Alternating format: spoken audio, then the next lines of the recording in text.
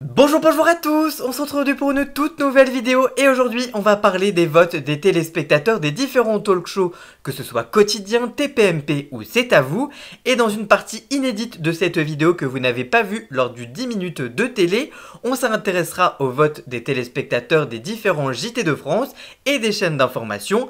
Enfin, on terminera avec le vote des auditeurs des différentes stations de radio et on parle de tout ça juste après le générique. C'est parti, générique!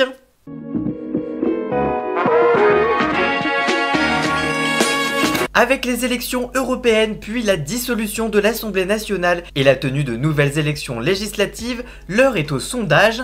Dans son édition datée du 13 juin, l'hebdomadaire Marianne présente un sondage commandé à l'IFOP qui analyse le vote des électeurs aux européennes selon leurs pratiques médiatiques. Ainsi, cette enquête de l'IFOP menée auprès de 2871 personnes inscrites sur les listes électorales extraites d'un échantillon de 3065 personnes représentatives de la population française âgée de 18 ans et plus interrogée via un questionnaire auto-administré en ligne le 9 juin 2024 s'intéresse notamment au vote en fonction du talk show préféré des personnes interrogées. Premier renseignement, la moitié des téléspectateurs des émissions de Cyril Hanouna sur C8 votent pour l'extrême droite. Dans le détail, 42% votent pour le Rassemblement national et 8% pour Reconquête, le parti d'Éric Zemmour. Un score énorme quand on sait que le RN a obtenu 11% de moins aux européennes. A l'inverse, les amateurs de TPMP ne sont que 8% à avoir voté pour la France Insoumise, parti auquel s'en prend régulièrement l'animateur à l'antenne. Un score inférieur de près de 2 points avec les résultats de l'élection au final. Globalement, la gauche ne regarde que très peu TPMP à l'image du PS qui est également régulièrement critiqué et qui est à 7% contre le près du double lors de l'élection. Grosse différence également pour la Macronie avec seulement 8% de téléspectateurs devant Cyril Hanouna pour près de 14,6% lors de l'élection européenne. En résumé, les électeurs de tous les partis ont déserté TPMP tandis que les électeurs d'extrême droite sont surreprésentés. Peu étonnant quand on sait que les invités des émissions de l'animateur de C8 sont majoritairement d'extrême droite. L'enquête publiée dans Marianne s'intéresse également au vote des téléspectateurs de Quotidien et nous apprend que 22% des fidèles de Yann Barthès sur TMC vote pour le Parti Socialiste Place Publique, un score largement supérieur de 8 points par rapport aux résultats de l'élection, tandis que les téléspectateurs de Quotidien sont 16% à avoir voté pour la France Insoumise, un score supérieur de près de 7%. Plus étonnant, ils sont près de 19% à soutenir le Rassemblement national, dont la liste était conduite par Jordan Bardella, un score très en deçà des résultats de l'élection, qui était de 12% supérieur pour l'extrême droite aux européennes, mais malgré tout, ce score est impressionnant, alors même que l'émission est particulièrement critique envers le parti de Marine Le Pen. Les électeurs de Reconquête de Zemmour sont peu nombreux, avec seulement 1% contre 5,5% lors des européennes. L'extrême droite fuit donc le talk show de TMC, tandis que le parti de la majorité présidentielle est légèrement sous-représenté dans le public de Quotidien, avec près de 11% contre 14,6% aux élections européennes. Du côté de C'est à vous, le talk show de France 5, eh bien les téléspectateurs de l'émission de Elisabeth Lemoine votent à près de 23% pour les socialistes, une nouvelle fois surreprésentés de près de 9 points par rapport aux résultats des élections européennes. Ils sont également 18% à soutenir Renaissance, la majorité présidentielle.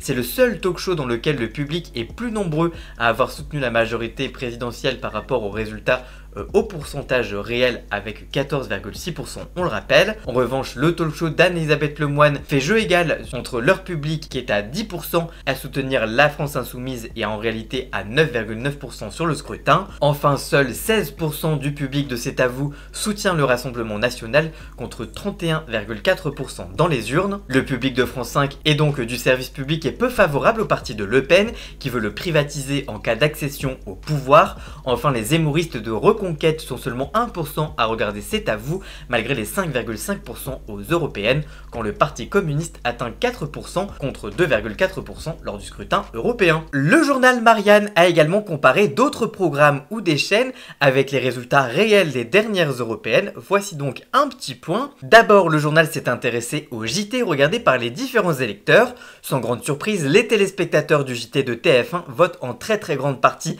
à droite et particulièrement à l'extrême droite, avec près de 44% d'électeurs qui ont voté pour Jordan Bardella aux dernières élections européennes contre 31,4% dans la réalité, à qui l'on peut rajouter les 5% des électeurs de Reconquête de Zemmour, qui est là à peu près équivalent au résultat. Toujours à droite, ils sont 11% à avoir voté pour les Républicains contre 7,2% lors des européennes, mais aussi 16% des macronistes qui regardent le journal de Gilles Bollot et Anne-Claire Coudray contre 14,6% lors des européennes. À gauche, ils sont peu nombreux et tous les partis de gauche sont sous-représentés, avec 7% des électeurs de Raphaël Glucksmann contre 13,8% lors du scrutin et 6% des électeurs de la France Insoumise contre 9,9% dans la réalité. A l'inverse, les électeurs de droite et d'extrême droite sont sous-représentés dans le public du journal de France 2, avec seulement 15% d'électeurs de Bardella contre 31,4% lors des européennes. Ils sont 4% des zémouristes contre 5,5% au scrutin. Toutefois, ils sont 8% à avoir voté pour les Républicains contre 7,2%, mais aussi 23% des électeurs de la macroniste Valérie Ayé contre 14,6% des scores dans la réalité. La part des électeurs qui est la plus surreprésentée, c'est le public de Raphaël Glucksmann, avec PS Place Publique qui est à près de 26% des électeurs dans le public du JT de France 2 contre 13,8% lors des européennes. Comme pour TF1, ils ne sont que 6% d'insoumis au rendez-vous d'Anne-Sophie Lapix et de Laurent Delahousse contre 9,9% aux européennes, tandis que les communistes de Fabien Roussel sont 5% devant le JT de France 2 contre seulement 2,4% lors des élections européennes. Le journal qui a le public le plus représentatif est celui du JT de M6, le 1945. En effet, la part des électeurs de quasiment tous les partis est assez proche des résultats des élections. Seul le RN est légèrement plus représenté que dans la réalité, avec près de 39% contre 31,4% lors des européennes. Sinon, ils sont 7% pour les Républicains contre 7,2% lors du scrutin, 14% des électeurs macronistes au rendez-vous contre 14,6% lors des européennes. Ils sont 12% des fidèles du PS Place Publique Raphaël Glucksmann contre 13,8% lors des européennes. Les électeurs de la France Insoumise sont environ 10% à être au rendez-vous de Dominique Tenza et Xavier Demoulin contre 9,9% lors des européennes et 2% des sympathisants des communistes contre 2,4% lors du scrutin. Les écologistes sont eux plus adeptes du JT de M6 puisqu'ils sont 7% à regarder M6 quand ils ne représentent que 5,5% lors des européennes. Autre élément intéressant, Marianne s'est intéressée au vote des téléspectateurs des chaînes d'information et sans grande surprise, l'énorme majorité des téléspectateurs ont voté pour l'extrême droite aux dernières européennes avec près de 37% d'électeurs de Jordan Bardella qui regardent les chaînes d'information contre 31,4% lors de l'élection européenne. Énorme score aussi pour les électeurs d'Éric Zemmour de Reconquête avec près de 16% à regarder les chaînes d'information. On peut évidemment deviner assez aisément que ce pourcentage est en grande partie dû aux téléspectateurs de CNews alors qu'ils ne représentent que 5,5% lors des européennes. Les électeurs macronistes et les républicains sont assez représentatifs par rapport à leurs résultats aux élections européennes avec respectivement 13 et 8% contre 14,6 et 7,2% lors du scrutin. Les électeurs de gauche regardent peu les chaînes d'information avec seulement 3% des écologistes contre 5,5% lors de l'élection. 9% pour les électeurs de Raphaël Glucksmann pour le PS Place Publique contre 13,8% lors des européennes et enfin ils ne sont que 5% des électeurs de Manon Aubry pour la France Insoumise contre 9,9% lors du scrutin. Et à contrario, les électeurs de gauche ne regardent pas les JT, notamment les Insoumis qui sont 19% à avouer ne pas regarder de JT. C'est près de 10 points de plus que le nombre d'électeurs lors des européennes. Ils sont 16% des électeurs de PS Place Publique contre 13,8% lors des européennes. Pour les écologistes même observation, ils sont 9% à ne pas regarder les JT. En revanche, à droite, les électeurs macronistes sont seulement 9% à ne pas regarder de JT quand ils sont 2% pour les électeurs républicains. Du côté du RN, ils sont 26% à ne pas regarder les JT contre 5% pour les zémouristes de Reconquête. Des scores finalement plutôt logiques quand on observe le traitement médiatique très à droite des élections européennes, mais aussi législatives depuis la dissolution de l'Assemblée nationale, d'autant plus que les médias sont financés par des milliardaires connus pour être classés à droite, voire à l'extrême droite.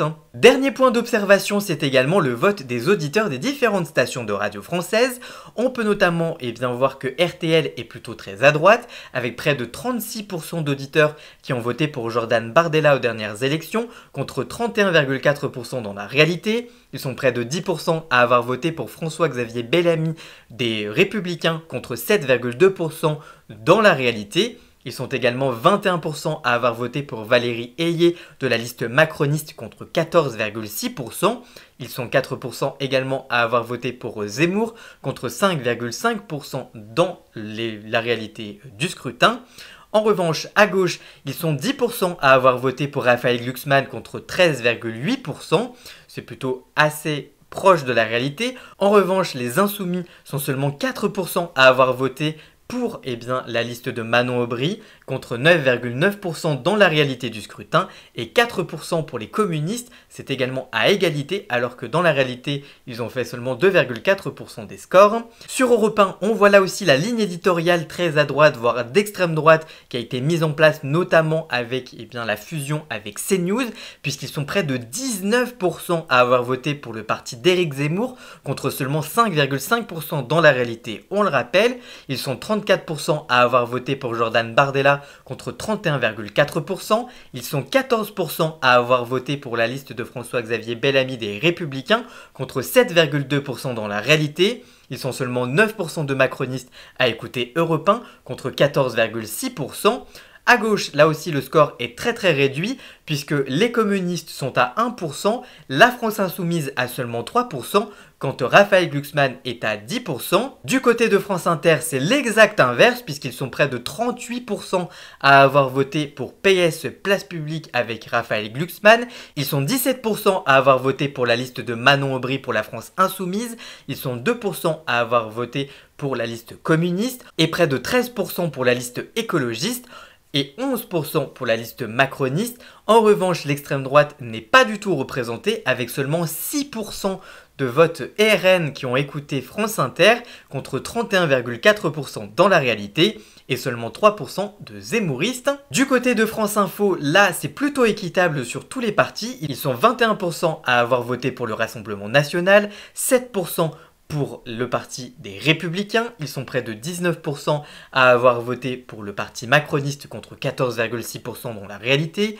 Ils sont 9% des écologistes contre 5,5% dans les résultats des européennes. Ils sont 16% à avoir voté pour Raphaël Glucksmann contre 13,8% dans la réalité. La liste portée par Manon Aubry pour la France Insoumise a elle près de 12% d'auditeurs chez France Info et 2% des communistes. Du côté de RMC, là aussi grosse partie d'auditeurs qui votent à l'extrême droite avec près de 43% qui votent pour Jordan Bardella contre 31,4% dans la réalité. Ils sont 9% de zémouristes contre 5,5% dans la réalité.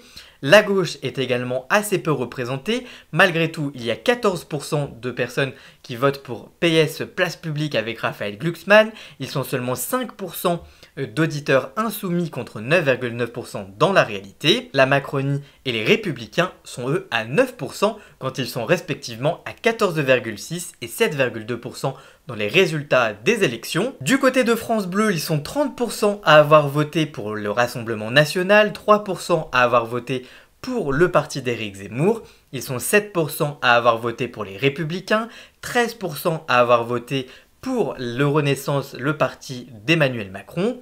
Ils sont également 16% à avoir voté pour PS Place Publique, le parti de Raphaël Glucksmann.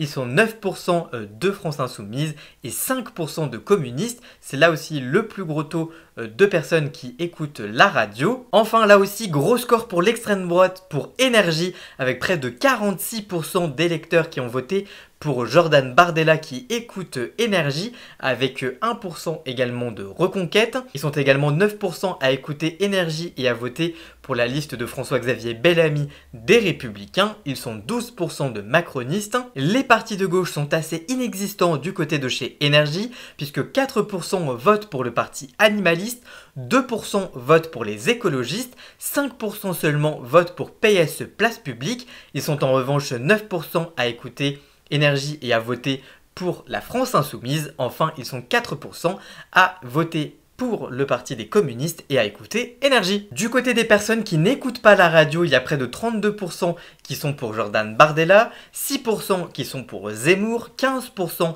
qui sont pour la Macronie, 6% qui sont pour les Républicains, 3% du parti animaliste, 4% du parti les écologistes, 11% du parti PS Place Publique, 13% de la France Insoumise et enfin seulement 2% des communistes. Voilà, j'espère que le détail de tout ça vous aura plu et intéressé. Si c'est le cas, n'hésitez pas à la liker, la commenter, la partager sur les réseaux sociaux, à me rejoindre sur tous mes réseaux sociaux à moi, ça me ferait extrêmement plaisir. N'hésitez pas également à cliquer sur le bouton rejoindre afin de prendre un petit abonnement de 3 € par mois afin de me soutenir. N'hésitez pas également à cliquer sur le bouton s'abonner, ça me ferait là aussi extrêmement plaisir et ça me soutiendrait. Merci encore à Jason alias Ian Scott pour la musique de fond de cette vidéo. Tous les liens vers ses réseaux sociaux sont également en description et on se retrouve très vite pour une toute nouvelle vidéo. A très bientôt, ciao ciao.